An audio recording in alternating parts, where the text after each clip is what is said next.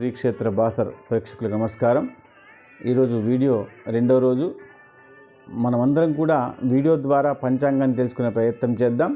అయితే స్వస్తి శ్రీ విశ్వావసనామ సంవత్సరము దక్షిణాయనము హేమంత ఋతువు మార్గశిర మాసము తేదీ 18/12/2025 బృహస్పతి వారం అంటే గురువారము. అయితే సూర్యోదయము ఉదయము 6:26 సూర్యాస్తమయం సాయంత్రం 5:30.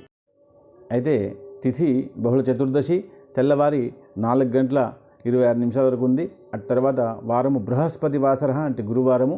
నక్షత్రము అనురాధ నక్షత్రము రాత్రి 8:19 వరకు, తదుపరి జ్యేష్ఠ వస్తుంది. దాని తర్వాత యోగము ఇది ధృతి యోగము మధ్యాహ్నం 2:06 వరకు ఉంది. తదుపరి శూల యోగం వస్తుంది. దాని తర్వాత కరణము ఇది భద్రకరణము సాయంత్రం 5:25 వరకు ఉంది. దాని తర్వాత శుభ సమయము. అయితే శుభ సమయము సంధ్యా సమయమే శుభ సమయము.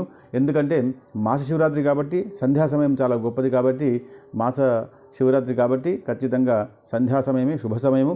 దాని తర్వాత రాహుకాలము మధ్యాహ్నం 1:30 నుండి మధ్యాహ్నం 3 వరకు ఈ యొక్క రాహుకాలం ఉంటుంది. ఆ తర్వాత యమగండము ఉదయం 6 నుంచి ఉదయం 7:30 వరకు ఉంటుంది.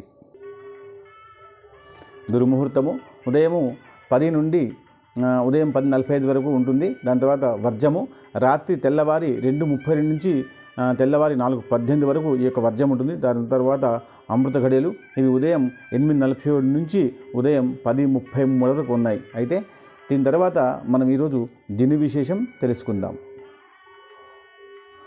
ఈరోజు దిన విశేషంలో ముఖ్యంగా మాస శివరాత్రి చాలా గొప్ప తిథి, శివునికి సంబంధించినటువంటి మంచి ప్రీతికరమైన రోజు కాబట్టి సంధ్యా సమయంలో అందమైనటువంటి శివాలయం దగ్గరికి వెళ్ళి ఆ శివుని మీద గంగాజలం వేసి బిల్వపత్రిని ఎక్కించి ఆవు నెయ్యితో దీపం వెలిగించి ఒక 9 ప్రదక్షిణలు వేయండి.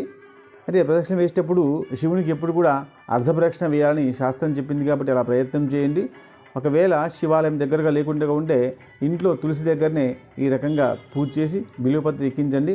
ఖచ్చితంగా మానసిక సమస్యలన్నీ పోయి శారీరక సమస్యలు పోయి సుఖము సంతోషము ఆనందము కలుగుతుంది. శుభం.